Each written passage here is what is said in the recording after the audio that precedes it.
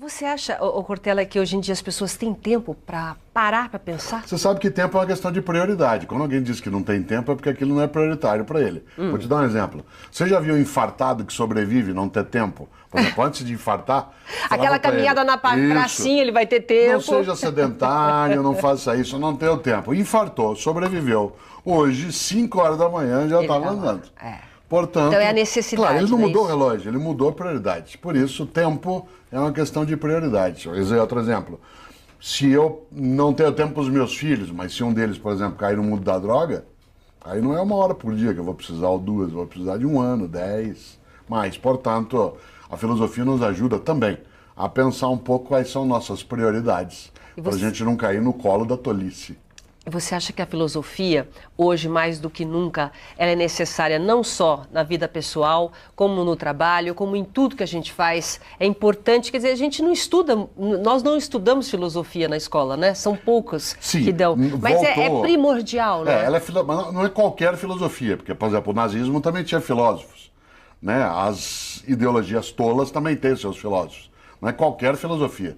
É uma filosofia que ajude a refletir, que nos impeça de ter um pensamento que seja óbvio, que faça com que a gente saia daquilo que é habitual, que nos provoque, que produza em nós, como eu dizia, espanto.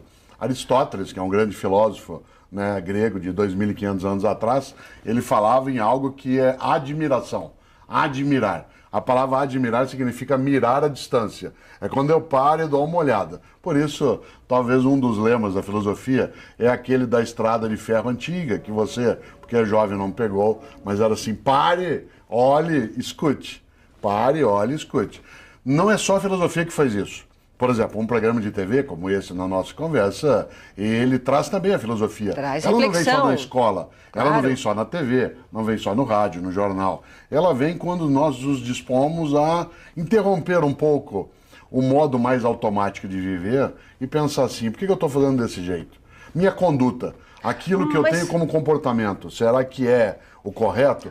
Ou eu faço isso que os outros fazem? Ô Cortella, mas a maioria das vezes é o que você falou. É só quando a gente leva aquele tapa na cara, entendeu? A gente tem que levar um tapa na cara para parar, para realmente refletir alguma coisa. Sim, infelizmente. Às vezes o parto das ideias, ele vem a fórceps.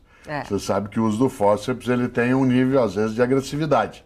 Mas ele precisa ser feito, né? E, de maneira geral, alguns sustos que tomamos no dia a dia, né, nos fazem mexer. Os árabes têm um ditado que eu acho especial. Eles dizem, homens são como tapetes. Às vezes tem que ser sacudidos.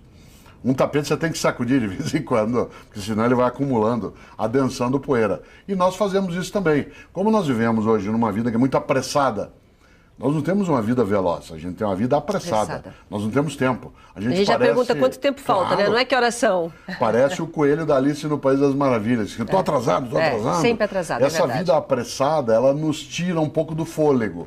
Nós começamos a viver em voz alta e isso acaba fazendo com que nossa distração em relação a algumas coisas ela seja muito marcante. A gente se distrai em relação às outras pessoas, não presta atenção no outro, começa a olhar só em mim. Começa a não prestar atenção no meio ambiente, começa a viver uma coisa perigosíssima, que é cada um por si, Deus por todos. Que é, e como você lembra, a realidade. Claro, Mahatma Gandhi disse um dia, olho por olho, uma hora acabamos todos cegos. É verdade. Olho por olho, uma hora acabamos todos cegos. Por isso, essa convivência, especialmente nas cidades que são maiores, né, em vários momentos da nossa vida em que a gente acaba se distraindo em relação ao modo de ter, o modo de estar, a nossa capacidade de afetividade, de respeito recíproco, aquilo que de fato, como você lembrou, né, como o título de um dos livros, é ética. Ética e vergonha na cara, nós estamos perdendo um pouco a vergonha.